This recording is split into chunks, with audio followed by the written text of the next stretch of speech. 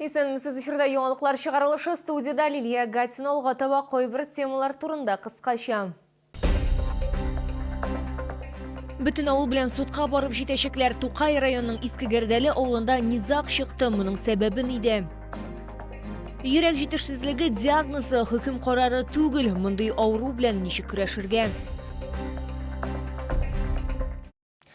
Бүтін ауыл белән судқа барып җитәчәкләр. Тукай районының Искегердәле авылы халкы көн күреш йортлары төзүгә каршы чыган. Авыл кешеләре мәгълүматларына караганда, аларда чит ил белгечләре яшәячәк. Тукайлылар хәзер үзләренең тыныч тормышлары бозылыр дип борчыла. Үзләренең борчуларын алар мәдәният йортында белдерделәр. Очрашуга җир кишәрлеге хуҗасы да килде. Бу хакта алдагы материалда сөйләрбез. Мәдәният йортына кимендә 40 кеше килде. Һәркем башка илләрдән килгән кешеләр белән күршелеккә каршы иде. Ирем иде булмый, эштә була. Мин бер үзем калам. Мин инвалид. Кая чабам мин? Телефон безнең бүтән тотмый. Безгә бүтән кеше кирәк түгел. Авыл кеше булсын, но бүтән безгә кеше кирәк түгел. Авылда тәртип бетәчәк. Су коям, инфраструктура коям була, ут, су, бүтән авылның нинә басачак. Ну и тәртиплек булмый инде. Монда безнең балалар да, кешеләр дә яши. Алардан яхшылык көтмисең инде ул. Җир кишәрлегенең милекчесе раслады, ул чыннан да чит ил белгечләрен урнаштырырга планлаштыра. Барлыгы 20 кеше. Иммигранты здесь жить будут, но это мои рабочие. Моя фирма предоставляет специалистов на заводы. Здесь будет мой участок, который я купил, состоять из трех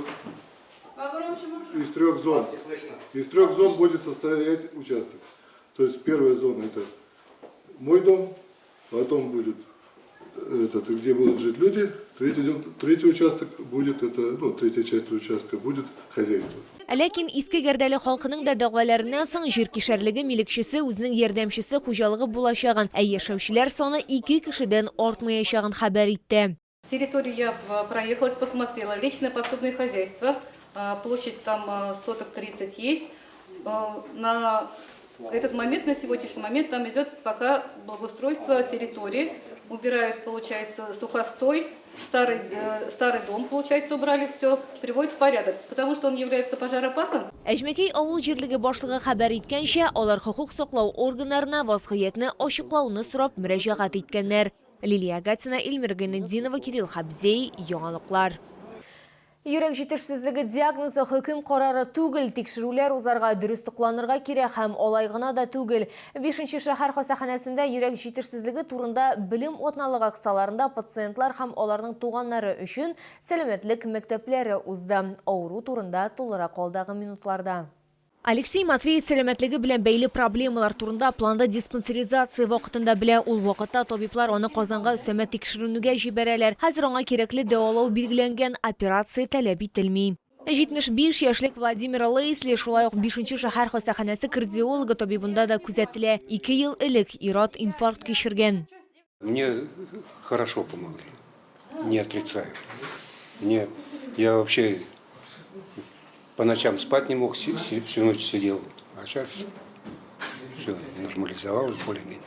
Хроник йөрәк җитешсезлеге кабинетлары бөтен Татарстан буенча эшли. Шул исәптән 5-нче шәһәр хастаханәсендә дә, анда 5-нче һәм 9-нчы поликлиникалардан пациентлар кабул ителә. Әгәр дә сезне сулыш алу авырлыгы, йөрәк авыртуы, арыганлык, аяк сөякләре шешүе борчый икән, белгечләр консультациясе кирәк. Сез хроник йөрәк җитешсезлеге кабинетына юллауга мохтаҗ булырга мөмкин. В данном кабинете пациенты наблюдаются, получают амбулаторное лечение, осмотр. В этом кабинете производится измерение артериального давления, пульса, кислород измеряем пациентам. Если есть необходимость, снимаем кардиограмму. И некоторые пациенты, если у них есть обострение данного заболевания, в сию же минуту могут отправиться на госпитализацию в межрайонный центр хронической сердечной недостаточности. Есть факторы риска, которые усиливают прогрессирование заболевания, такие как сахарный диабет, болезнь почек, эндокринные заболевания. Необходимо своевременно обращаться к врачу для ранней диагностики, и своевременно начатое лечение позволяет предупредить прогрессирование заболевания.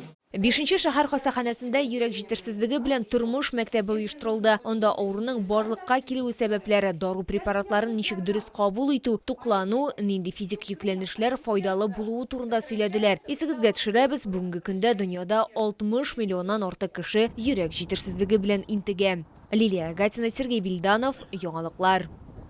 Тәҗрибә белән уртаклаштылар. Бөек җиңүнең 80 еллыгы алдыннан 117-нче балалар бакчасында үз куллары белән ясалган гуманитар ярдәм җыю буенча мастер-класслар узды. Аларны ата-аналар өчен солнышко тернәкләндерү үзәге хезмәткәрләре үткәрде. Шулай ук мәктәпкәчә учреждениегә хәрби хәрәкәтләр ветераннары махсус хәрби операциядә катнашучы да килде. Татьяна Никованың чебурашкасы әзер диярлек бу хәрбиләрне саклый торган талисман. Кыз аны мастер-класста бирелгән материалдан текте. Достаточно сложно, конечно, было уложиться во времени, но тем не менее справились, потому что работа понятна, принцип пошива нам объяснили. Шулай ук уенчык балалар бакчасында үлән шәйләрен аерым пакетларга тутырдылар, үй тукмачы, сахари пешергә өйрәнделәр, балалар рәсемнәр ясадылар. Мы собираем гуманитарную помощь, это в виде продовольственных продуктов, в виде белья нательного, необходимые свечи для розжига, чаи, конфеты, ну вот все, что вот там поможет как-то скрасить немножко жизнь солдатскую. Вот мы этим занимаемся часто. Чораның мактаулы кунаклары хәрби хәрәкәтләр ветераннары, шулай ук махсус хәрби операциядә катнашучы булды. Хәзер Марс кушаматлы хәрби хезмәткәр ялда Севердонецкта ул хәрби кыр госпитален җитәкли. Помощь мы оказываем, всю помощь, полный объем помощи оказываем. Там ведь не только бывают раненые, там ведь также люди и болеют. То есть те же самые пневмонии, бронхиты, язвы, все это мы лечим.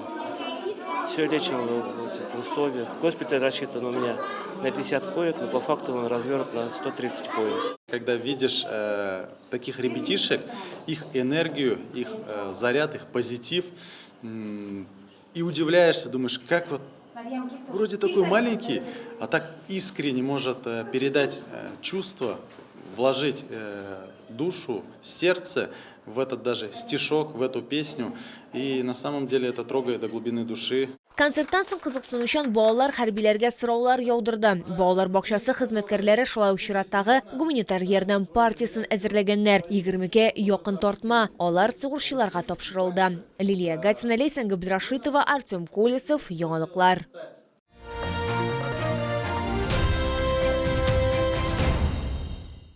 Банкетлар, юбилейлар, туйлар һәм искә алу төшке ашлары буларның барысында столовая 67-дә үткәрергә мөмкин. Барысы да югары дәрәҗәдә башкарылачак. Аш килеш берәү дә китмәячәк, тәмле итеп һәм туйганчы ашатачаклар. 3000-нән артык фотографиядан ясалган фреска аерым игътибарга лаек. Бу сурәтләр тарихи һәм аларда шәһәр тормышының барлык мөһим мизгелләре сурәтләнгән. Мәсәлән, ярчылы һәм завод төзелеше барысында үз күзләрегез белән күрергә киңәш итәбез. На данной фотографии изображена моя семья, моя любимая супруга, зовут ее Олеся, мой сын Рузаль. Олеся всегда мне помогает в ведении бизнеса, естественно, мы делаем все это вместе, творчество, это все она вообще. Мой сын Рузаль, это мой преемник. Руслан Шакиров кухня фабрикасын, үстерлекчелек фермасын һәм зур булмаган кунакханәләр шелтәрен ачарга, бердәм сыйфат стандартларын кертергә, франшизаны үстерергә ниятли. Хәзер ул 3067-нче проектны эшләгән. Бу интерактив, уникаль фреска, ул 3067-нче тарихи фотографиядан тора. Монда Шакировлар гаиләсе тарихында шәһәр һәм автогигант төзелеш мизгелләре дә, алар барысы да бергә уртак картина барлыкка китерә. Анда беренче КАМАЗ йөк машинасы сурәтләнгән. Так как я занимаюсь уже криптовалютой, уже не первый год, как бы изучаю это направление, знаю, что такое NFT, Non-Fungible Token, решил создать большую фреску из 3067 фотографий. Каждое фото нам удалось упаковать в блокчейн, в криптовалюту, для того, чтобы наши потомки могли за долгое-долгое время вообще окунуться, как строился наш город и завод КАМАЗ. Блокчейн, децимал чейн дип атала, ул иң яхшы блокчейннарның өстенлекләренә ия, интерьер шулай ук аерым игътибарга лаек. Зур панорама тәрәзәләр, алар аша көн яктысы үтеп керә һәм шәһәрнең матур күренеше ачыла. Столовая 67-дә банкетлар, искә алу мәҗлесләре, туйлар, юбилейлар үткәрү өчен кече һәм зур 4 зал бар. Что меня здесь впечатлило, это панорамный вид, вообще очень классно придуманное, место офигенное. Вот этот свет, простор, И вид вообще впечатляет. Очень нравится, какая здесь еда, всегда разнообразная. И ценник достаточно низкий. Мы достаточно часто сюда ходим. Интерьер очень прекрасный, доброжелательные повара. Ну и, конечно же, всегда есть свободные места, то есть мы приходим, садимся, и очень вкусно. Иң мөһиме совет чорындагы кебек зур порцияләре барлык кунакларны туйганча ашатачаклар. Меню төрле. Последние 2 месяца мы предлагаем нашим гостям блюда стран БРИКС. То есть у нас прошли 2 недели Бразилии, России, Индии. Вот сейчас мы предлагаем нашим гостям блюда китайской кухни и кухни Южноафриканской Республики. Сезне КамАЗ проспекты 9 адресы буенча көтүп калалар.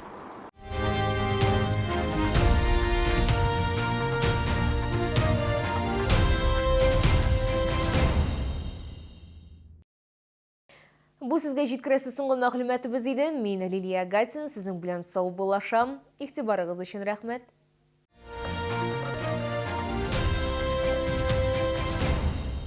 Приглашаем на зеленую неделю с 25 апреля по 1 мая. Саженцы, рассада, дачный инвентарь на выставке ярмарки «Дача, сад, огород». ВЦ «Экспокама».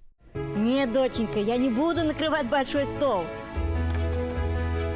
Голень цыпленка-бройлера 169,90 за килограмм. Приглашаем на прием к врачу-офтальмологу из Чебоксарской клиники по всем заболеваниям глаз. Запись по телефону 32 27 22.